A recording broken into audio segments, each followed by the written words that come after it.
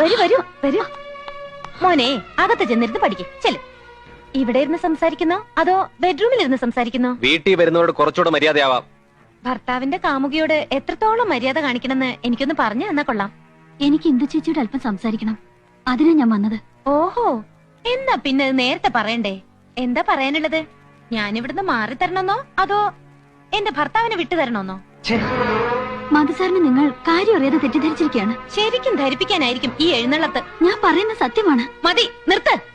എന്റെ ഭർത്താവിനെ വലവീശി പിടിച്ചതും പോരാഞ്ഞ് എന്റെ വീട്ടിൽ കയറി വന്ന് ന്യായം പറയാ നീ.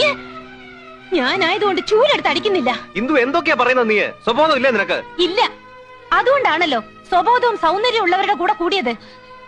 എന്നെ എന്ത് വേണമെങ്കിലും പറഞ്ഞോളൂ, ഞാൻ എല്ലാം സഹിക്കാൻ തയ്യാറാ. ഇന്ദു ചേച്ചി തുടരുതെന്നൊക്കെ പറയാൻ മാത്രം മധുസാർ തെറ്റൊന്നും ചെയ്തിട്ടില്ല. ഓഹോ, ഈ കാര്യങ്ങൾ വരെ ചർച്ച ചെയ്യാൻ മാത്രം അടുപ്പക്കാരിയായോ ഇവള്? ഞാൻ പറയുന്നൊന്ന് സമാധാനമായി കേൾക്കണം. എന്ത് കേൾക്കാൻ?